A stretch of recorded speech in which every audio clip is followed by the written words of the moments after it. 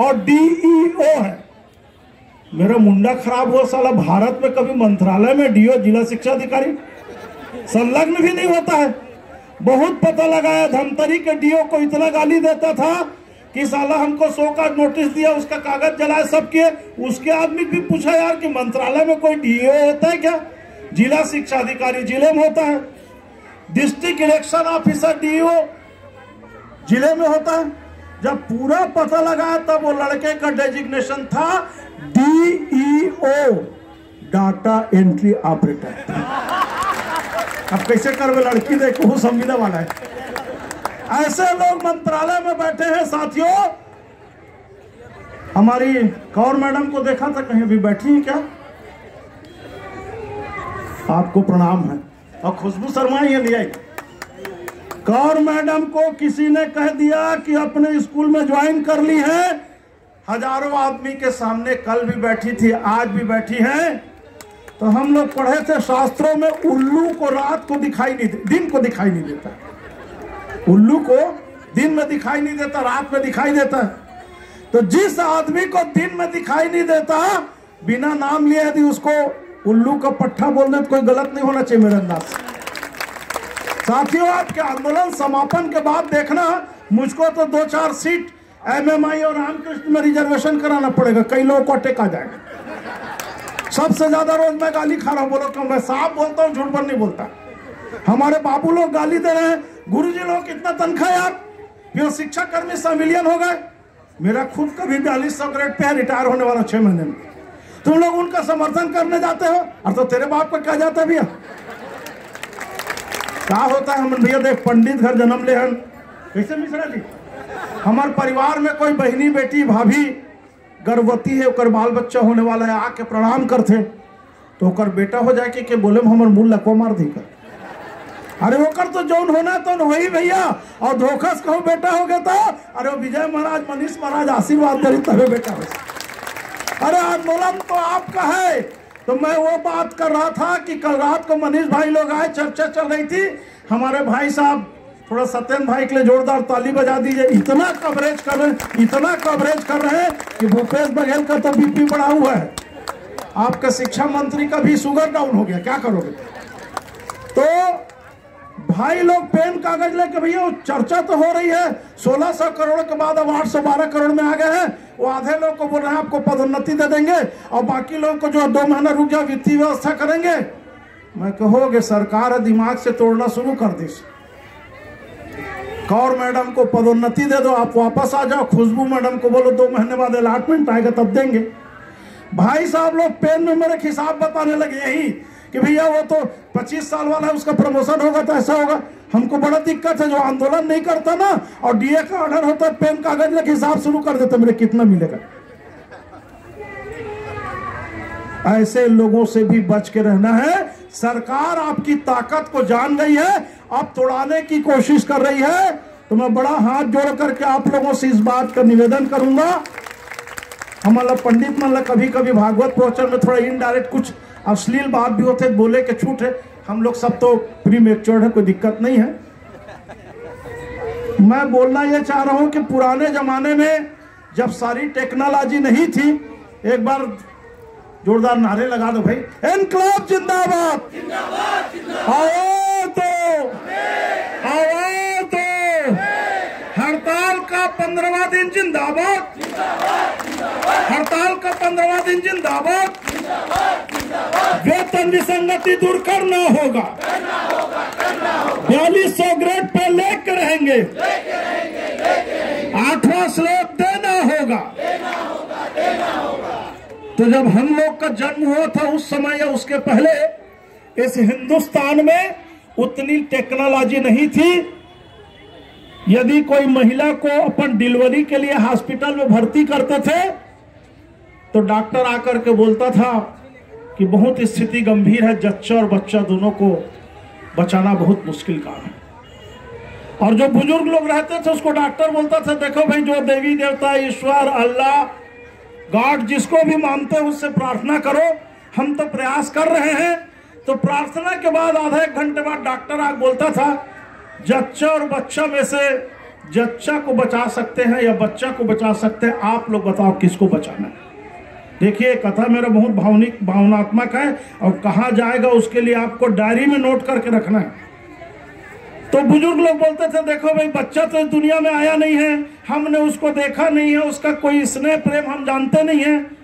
अरे जच्चा बच जाएगी तो भगवान के दया से आज नहीं तो साल 2 साल बाद फिर बच्चा हो जाएगा। और डॉक्टर बोलते थे ठीक है हम जच्चा को बचा ले हैं, बच्चा के बारे में मत सोचिए।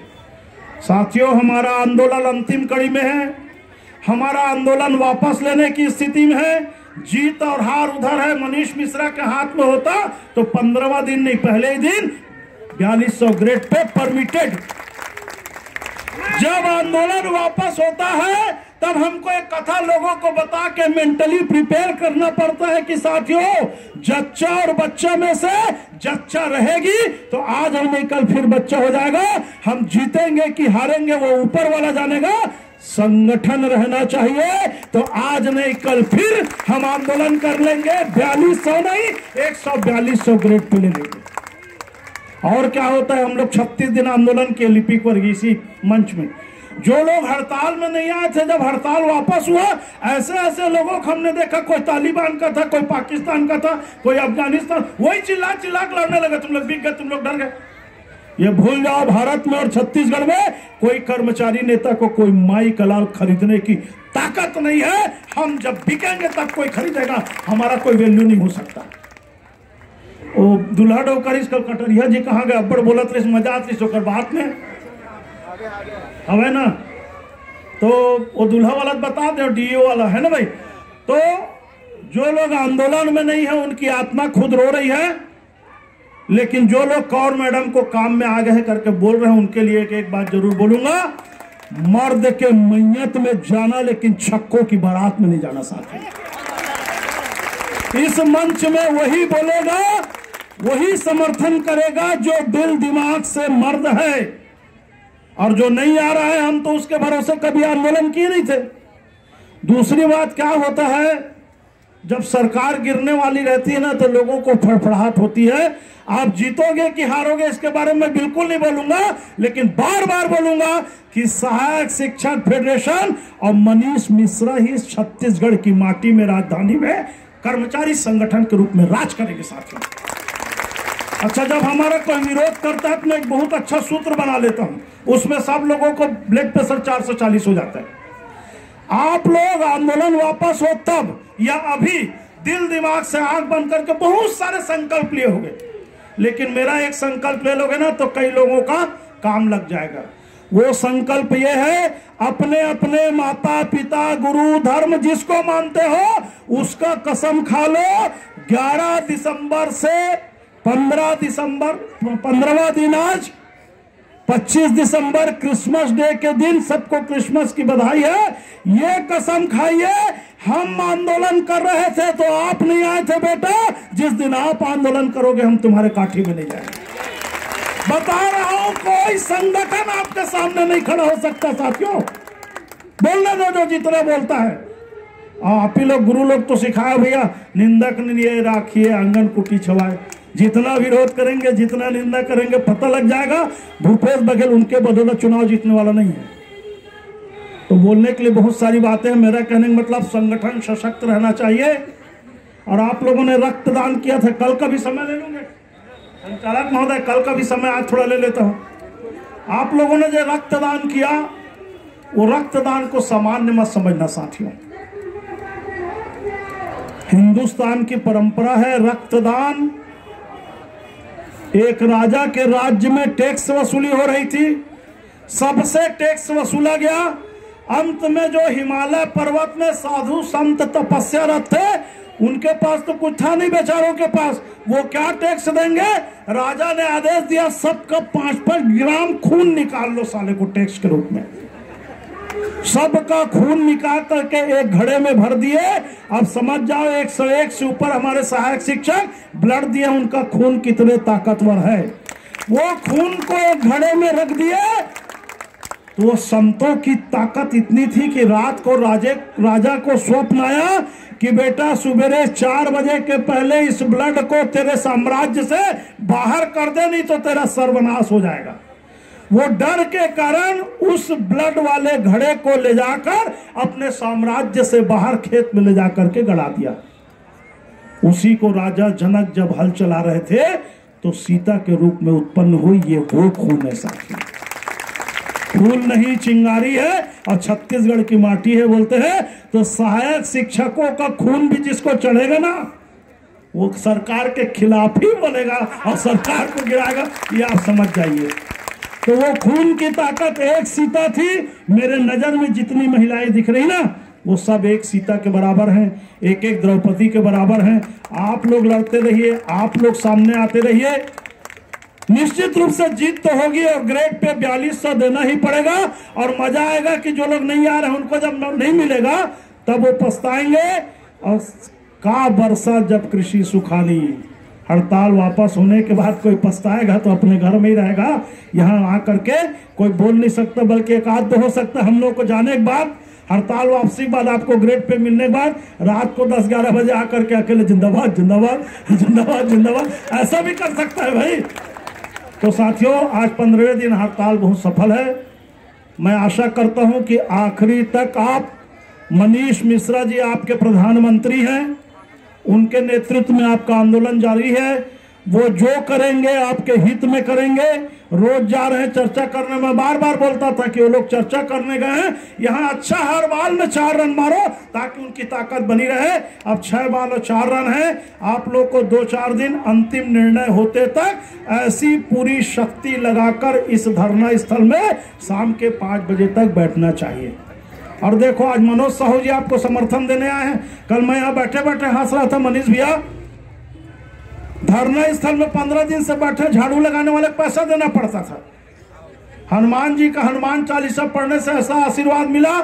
कल 14वें दिन मुख्यमंत्री का स्टेडियम में कार्यक्रम था, यहां से वहां तक पूरा झाड़ू लग के हमारा धरना स्थल भूपेश बघेल के कारण साफ हुआ। यह भी हमारी नैतिक जीत है। आप जीत की ओर अग्रसर हो रहे हैं। बाकी कुछ कल के लिए बचा के रखते हैं। निश्चित रूप से अंतिम समय है, अंतिम में ताकत ज्यादा लगाना पड़ता है। हर बाल को 6 रन मारने की कोशिश करना पड़ता है और आखिरी बाल तो 6 रन मारना ही, कैच हो जाएंगे तो हार गए, कोई दिक्कत नहीं साथी। जो लड़ता है वही हारता है। और कहीं बाउंड्री में चला गया तो पूरे भारत में और रायपुर के जय स्तंभ चौक में फटाका फूटेगा। ये ताकत मनीष मिश्रा जी और आप में होना चाहिए। आपकी जीत की शुभकामना करते हुए, आज क्रिसमस की सबको बधाई देते हुए मैं जोरदार नारेबाजी के साथ अपने वाणी को विराम करता हूं। और यदि कल फिर आंदोलन चलेगा तो कल संडे है, 8 गीता भागवत फिर सुनाएंगे। हम आपको गीता सुनाते हैं, लेकिन लगता है सरकार गिरने वाली है, अंतिम समय हम सुनाते नहीं गीता, भूपेश बघेल मंत्रिमंडल को सुना रहे हैं, वैसा समझ जाते हैं। इनकलाब जिंदाबाद, आवाज दो, आवाज दो। अभी तो ये लड़ाई है, अभी तो ये लड़ाई है। अरे बोल मजूरा हल्ला बोल, बोल मजूरा हल्ला बोल, अरे बोल मजूरा हल्ला बोल, दिए चाहिए हल्ला बोल, वेतन विसंगति चाहिए हल्ला बोल, शासन के दलालों को,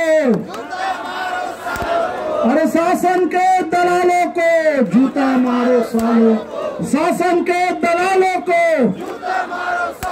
अरे दलालों की दलाली नहीं चलेगी, नहीं चलेगी, नहीं, दलालों की दलाली नहीं चलेगी। इनकलाब जिंदाबाद, हड़ताल का 15वां दिन जिंदाबाद। भाई मनीष मिश्रा संघर्ष करो, हम तुम्हारे साथ। भाई मनीष मिश्रा संघर्ष करो, हमारी मांगे जायज है, हमारी मांगे जायज है, जायज मांगे पूरी करनी होगी, जायज मांगे पूरी करनी होगी। छत्तीसगढ़ सहायक शिक्षक फेडरेशन साथी जिंदाबाद, बूढ़ा तालाब में नारा लगाने वाले जुझारू साथी जिंदाबाद। अभी मनोज साहू जी बोल रहे थे, भैया धोखा से मन प्रधान पाठक बन गए, अब जिंदगी में कभी प्रधान पाठक मत बनना, सहायक शिक्षक में ही ज्यादा फायदा है। चलो अच्छा है भाई, आप भी सहायक शिक्षक बनो, लोगों को बताओ सहायक शिक्षक ही बनो, बनना है तो सहायक शिक्षक बनो, नहीं तो फिर कुछ मत बनो, अपने सम्मान से जियो। बहुत बहुत आप लोगों को धन्यवाद। जोरदार तालियों के साथ अभिनंदन। जब आप बोलते हैं तो ऐसा लगता है जैसे बुजुर्ग का आशीष हमारे ऊपर बना हुआ है।